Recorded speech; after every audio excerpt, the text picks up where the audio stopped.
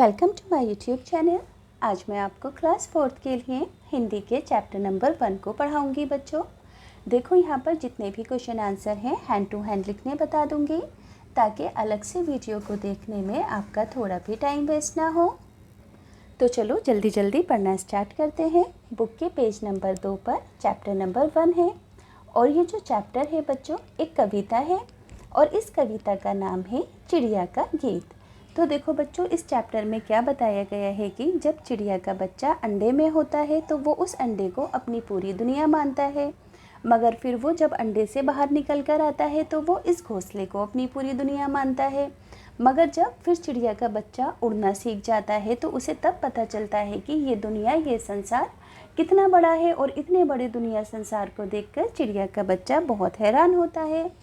तो देखो यहाँ पर लिखा है, सबसे पहले मेरे घर का अंडे जैसा था आकार, तब मैं यही समझती थी बस इतना सा ही है संसार।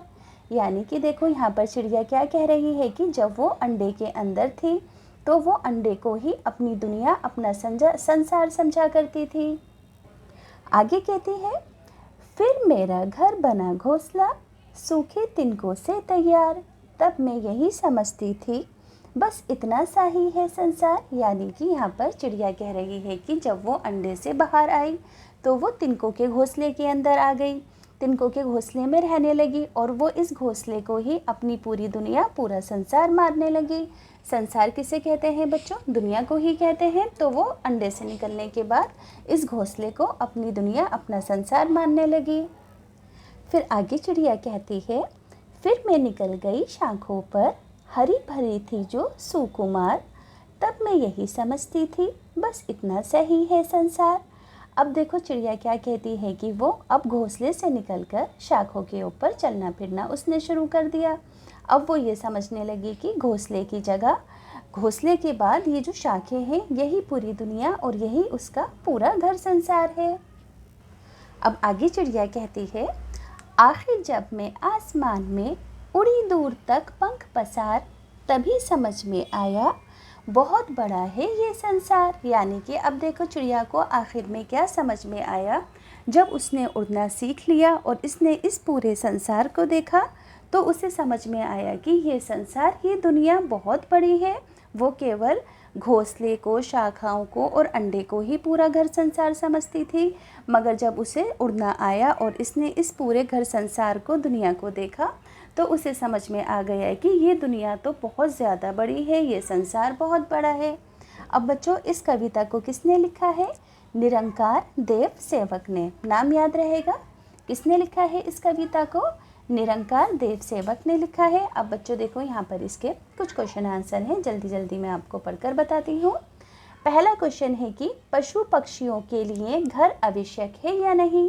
साथ में आपको इसका कारण भी बताना है। क्वेश्चन का मतलब समझ में आया कि जितने भी पशु पक्षी जानवर हैं उन सब के लिए घर का होना ज़रूरी है या फिर नहीं ज़रूरी है, और इसके पीछे आपको रीज़न यानी कि कारण भी देना है। तो बिल्कुल ज़रूरी है ना बच्चों पशु पक्षियों के लिए घर, क्योंकि इसमें ही तो रहकर वो सुरक्षित रह पाते हैं।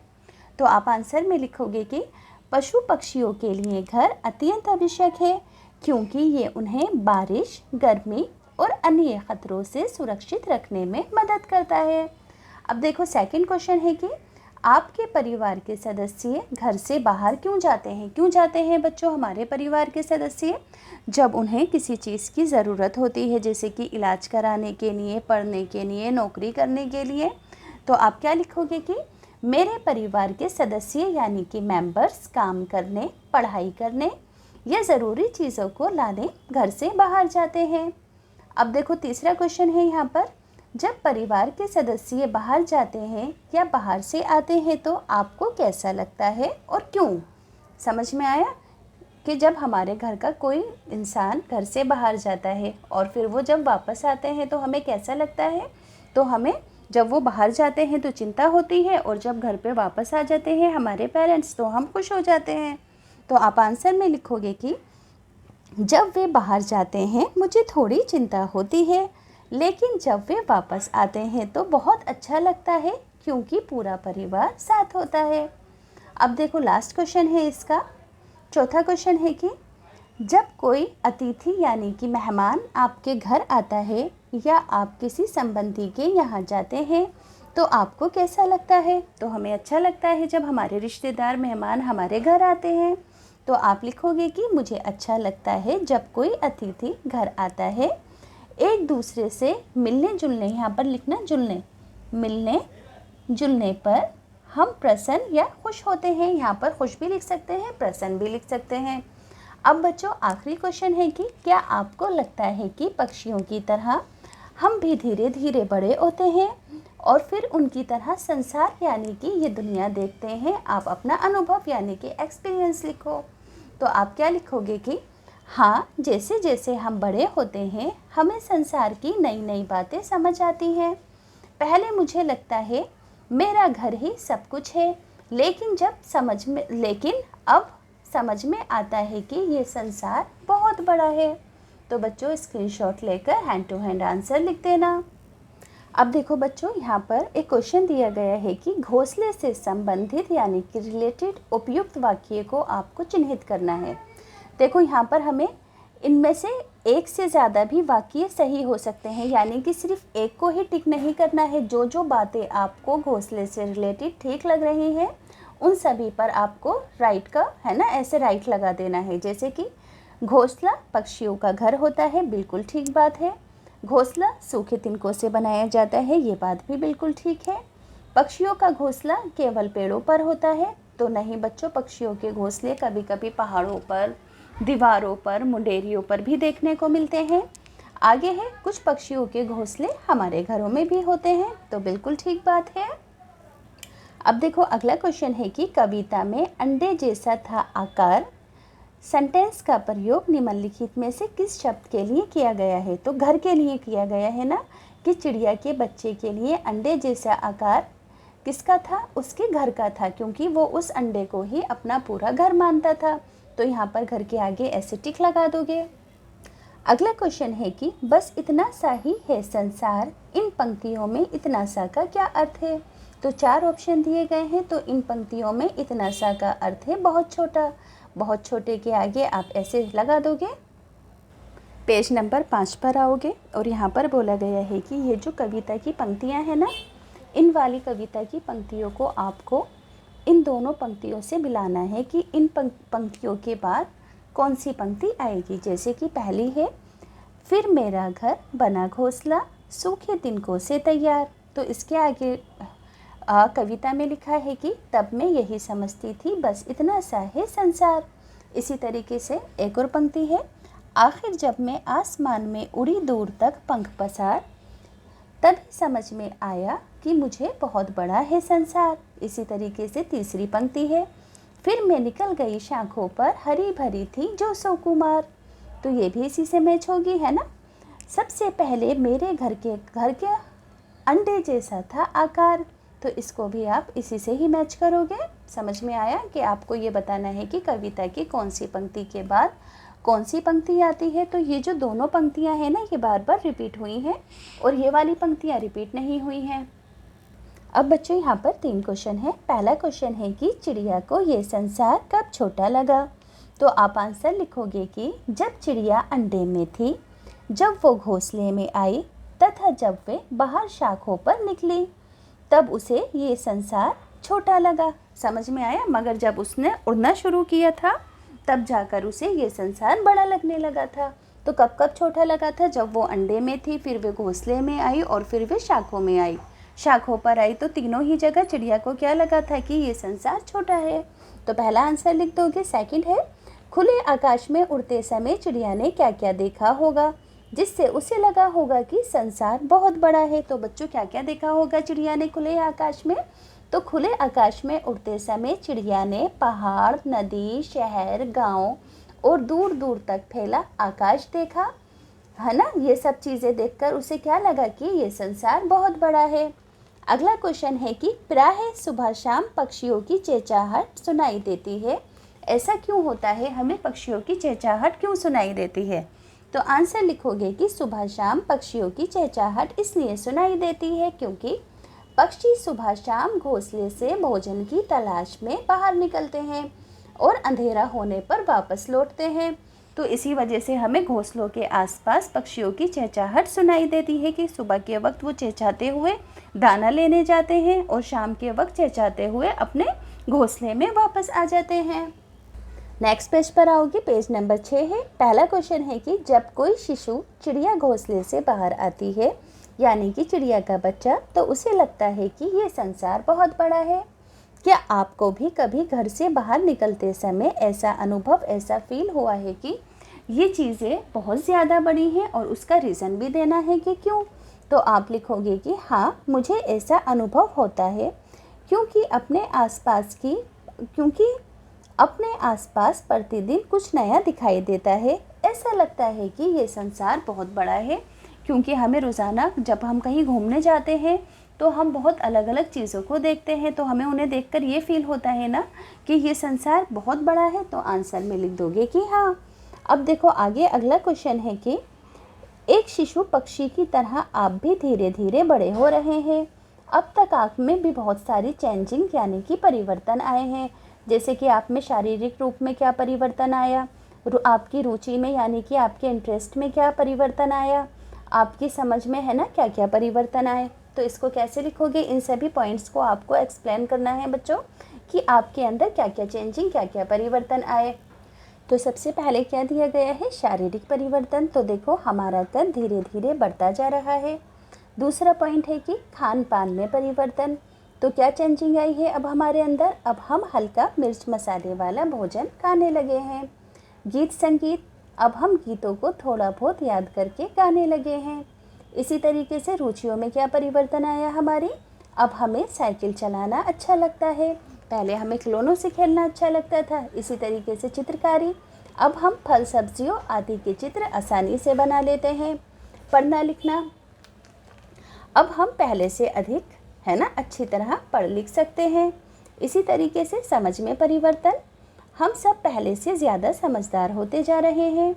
खेल, अब मुझे क्रिकेट और फुटबॉल खेलना ज़्यादा पसंद है क्योंकि वक्त के साथ साथ हम भी बढ़ते जा रहे हैं, तो हमारी गेम्स के अंदर इंटरेस्ट भी बढ़ता जा रहा है दूसरे गेम्स में। नृत्य और अभिनय, तो अब हम सीखकर पहले से बेहतर नृत्य कर सकते हैं। नृत्य यानी कि डांस कर सकते हैं। आगे है बच्चों अगला क्वेश्चन है कि पहले चिड़िया को लगता था कि ये संसार बहुत छोटा है, परंतु तो सच्चाई कुछ और थी। उस समय आपको कैसा लगता है जब आप इनमें से किसी एक चीज़ को पहली बार देखते हैं? जैसे कि रेलगाड़ी, मॉल, पहाड़, जलयान, है ना। इनमें से कोई भी एक चीज़ के बारे में आपको बताना है। जब आपने इनमें से कोई भी एक चीज़ पहली बार देखी थी तो आपको कैसा फील हुआ था? जैसे कि मैंने यहाँ पर लिखा है मॉल। पहले केवल मैंने छोटी दुकानें देख रखी थी, किंतु जब मॉल को पहली बार देखा तब मुझे एहसास हुआ कि दुकानें इतनी बड़ी और सुंदर भी हो सकती हैं। अब बच्चों नेक्स्ट पेज पर आएंगे। यहाँ पर कविता की एक पंक्ति लिखी है, दूसरी वाली पंक्ति आपको पूरी करनी है। तो इस पंक्ति के आगे आप क्या लिखोगे कि यहाँ पर एक है ना, एक पैरा दिया हुआ है। इस पैरे के बाद कविता का ये वाला पैरा आएगा। आप लिखोगे कि सबसे पहले मेरे घर का अंडे जैसा था आकार, तब मैं यही समझती थी बस इतना सा ही है संसार। अब बच्चों यहाँ पर 4 क्वेश्चन है। पहला क्वेश्चन है कि कविता की पंक्ति, आखिर जब मैं आसमान में उड़ी दूर तक पंख पसार, चिड़िया ने अंततः इतनी दूर तक उड़ान क्यों भरी होगी? समझ में आया कि चिड़िया ने क्या बोला कि जब आसमान में उड़ी दूर तक पंख पसार, तो चिड़िया ने बहुत दूर तक क्यों उड़ान भरी होगी? तो आप आंसर लिखोगे कि चिड़िया ने दूर तक इसलिए उड़ान भरी होगी क्योंकि वे संसार को, दुनिया को देखना चाहती थी और ये जानना चाहती थी कि उनका संसार कितना बड़ा है। अगला क्वेश्चन है बच्चों, पक्षी खुले आकाश में बहुत दूर तक उड़ते हैं। लंबी दूरी, हजारों पेड़ों और सैकड़ों घोंसलों के बीच पक्षी अपना घोंसला कैसे ढूंढते होंगे? तो कैसे ढूंढते होंगे बच्चों अपना घोंसला? क्यों इतनी दूर दूर तक वो उड़ने के लिए जाते हैं? तो आप आंसर लिखोगे कि हाँ, सेकंड आंसर लिखोगे कि चिड़िया को अपने घोंसले की दिशा यानी कि डायरेक्शन, स्थान की पहचान होती है।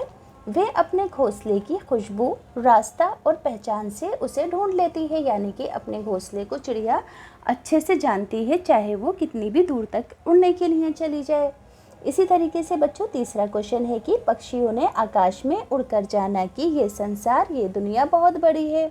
हमारे पूर्वजों को ये बात कैसे पता चली होगी? तो हमारे पूर्वजों को दूर दूर तक घूमकर हमारे पूर्वजों ने दूर दूर तक घूमकर जाना होगा कि ये संसार बहुत बड़ा है। समझ में आए? देखो क्वेश्चन में बोला है कि चिड़िया को आकाश में दूर दूर तक उड़कर पता चल पाया कि ये संसार, ये दुनिया बहुत बड़ी है। तो हमारे दादा परदादाओं को कैसे पता चला होगा कि ये जो दुनिया है बहुत बड़ी है? तो उन्हें बच्चों कैसे पता चला होगा? आप लिखोगे कि हमारे पूर्वजों ने दूर दूर तक घूमे होंगे वो ज़मीन पर, है ना, घूमकर जाना होगा कि ये संसार बहुत बड़ा है। अगला क्वेश्चन है कि जब आप कहीं बाहर जाते हैं तो घर के बड़े बूढ़े आपको कुछ निर्देश यानी कि डायरेक्शन, है ना, देकर भेजते हैं, है ना, कि आपको कैसे जाना है, किस तरीके से जाना है, संभल कर जाना है। इसी तरीके से क्या पशु पक्षी के माता पिता भी उन्हें उड़ने से पहले निर्देश देते होंगे, समझाते होंगे, है ना, समझाते होंगे, सिखाते होंगे अपने बच्चों को? ट्रेनिंग उड़ने की चिड़ियाएँ देती हैं, है ना। तो यदि हाँ, तो वो निर्देश क्या क्या होते होंगे? तो वो क्या सिखाते होंगे चिड़ियाओं के माता पिता? तो हाँ, पक्षियों के माता पिता उन्हें सिखाते होंगे कि कैसे उड़ना है, कहाँ से उन्हें भोजन मिलेगा और शिकारियों से किस तरीके से बचना है। अब बच्चों पेज नंबर 9 पर आए। यहाँ पर कुछ शेप्स नेम है, जैसे कि ये गोल है, ये वर्ग है, ये आयत है और ये त्रिभुज है। अब बच्चों देखो अगला क्वेश्चन है, यहाँ पर देखो सु जमा योग्य, तो ये क्या हो गया? सुयोग्य, है ना। दो को मिलाकर एक शब्द बनाया है इन्होंने यहाँ पर, यानी कि अच्छी योग्यता वाला। तो इसी तरीके से यहाँ पर और भी शब्द हैं, आपको उनको आपस में मिलाकर, है ना, एक शब्द बनाना है और उसके बारे में सेंटेंस भी लिखना है। जैसे कि सुयश, है ना, सुयश यानी कि अच्छा यश, सुकर्म यानी कि अच्छे कर्म, सुवास यानी कि अच्छी जगह, सुदर्शन यानी कि जो देखने में अच्छा हो, है ना। अब बच्चों यहाँ पर कुछ फिलअप्स हैं, तो यहाँ पर देखो जो फिलअप्स है ना, उसके अंदर आपको विपरीत शब्द लिखने हैं, यानी कि अपोजिट। जैसे कि सूखा का गीला, पास का दूर, गाया का आया, बड़ा का छोटा। तो आप इसे जल्दी से फिल करके खुद लिख लेंगे। अब देखो बच्चों यहाँ पर दो बच्चों के बीच कन्वर्सेशन है, यानी कि बातचीत है। इसे ध्यान से सुनना, क्योंकि इसी बातचीत के अकॉर्डिंग आपको कुछ क्वेश्चन पूछे जाएंगे। जैसे कि सलमा, तुम्हें कितने पैसे चाहिए? तो जितने पैसे राजू को मिले। ठीक है, यहाँ पर कितना, है ना, और यहाँ पर जितना शब्द इस्तेमाल किया गया। तुम्हें उतने नहीं मिल सकते, तो मुझे कितने पैसे मिल सकते हैं? तो यहाँ पर उतना और कितना शब्द आया। केवल 50 रुपये नहीं, मुझे राजू जितने ही पैसे चाहिए। इतने पैसे तो नहीं है, इतने पैसे तो नहीं मिल सकते, तो फिर कैसे मिल सकते हैं? आगे बोला गया है कि इतना सा, उतना सा, जितना सा और कितना सा वाक्यों में आपको प्रयोग करना है और उनका अर्थ भी लिखना है। जैसे कि हमने पहला शब्द लिया इतना सा, तो रोहन ने इतना सा काम किया और सो गया, वाक्य में प्रयोग कर दिया। उतना सा, मुझे उतना सा खाना चाहिए जितना रमा को मिला। जितना सा मैंने पढ़ा था, मैंने उतना ही उत्तर दिया। कितना सा, पौधों को कितना सा पानी चाहिए, यानी कि इन्हीं सभी शब्दों पर आपको वाक्य बनाने हैं। तो बच्चों स्क्रीनशॉट लेके हैंड टू हैंड लिख देना। यहाँ पर बच्चों कुछ पक्षियों के नाम हैं और उनके भोजन है। आपको लिखना है कि वो क्या क्या खाते हैं। जैसे कि बाज खाता है चूहे, छोटे सांप तथा पक्षी। हंस क्या खाता है? जलीय पौधे, दाने, फल तथा सब्जियाँ। तोता क्या खाता है? फल, हरी मिर्च और अनाज। बगुला क्या खाता है? मछली, केकड़े और मेंढक। कबूतर क्या खाता है? गेहूं, बाजरा और मक्का खाता है। उल्लू क्या खाता है? चूहे, छिपकली और सांप खाता है। अब बच्चों यहाँ पर आपको एक वर्ग पहली यानी कि पजल दिया गया है और यहाँ पर जितने भी पक्षियों के नाम आए हैं ना, आपको इस तरीके से मार्क करके नीचे उनके नाम लिखने हैं। जैसे कि नीलकंठ, बुलबुल, बाज, मैना, बत्तख, गौरैया, कबूतर, तीतर और चील। अब बच्चों यहाँ पर कुछ पक्षी हैं, है ना, और इन पक्षियों को आपस में आपको एक दूसरे से मिलान करना है। देखो पहला है पंखों में नाखून हूँ रखता, रात अंधेरे में ही उड़ता, दिन में मैं ना भोजन पाऊँ, उल्टा होकर मैं सो जाऊँ। तो देखो ये कौन है जो उल्टा होकर सोता है बच्चों? पक्षी, ये है चमगादड़। तो आप इसे चमगादड़ से मिला देंगे। सेकंड है पत्तों जैसा उसका आकार, कुतर कुतर खाने का ढंग, घरों में भी पाला जाता। तो कुतर कुतर करके कौन खाता है बच्चों? तोता खाता है, तो इसे तोते से मिला देंगे। अगला है, नीड़ नहीं वो कभी बनाती, बागों की रानी कहलाती। तो बच्चों बागों की रानी कौन होती है? कोयल होती है, तो इसको कोयल से आप मिला देंगे, है ना यहाँ पर। अब लास्ट बचा है हमारे पास, दिन भर सूरत नहीं दिखाता, रात को लाचे भरता, और समझता ऐसा जैसे सूरज उससे डरता। तो देखो बच्चों, दिन भर कौन सोता रहता है? उल्लू सोता है, और रात को ये जागता है, तो इसे उल्लू से मैचिंग कर देंगे। अब देखो यहाँ पर कुछ पहेलियाँ हैं। पहली पहेली है कि परिवार हरा, हम भी हरे, एक थैली में 3-4 भरे। तो ये है मटर।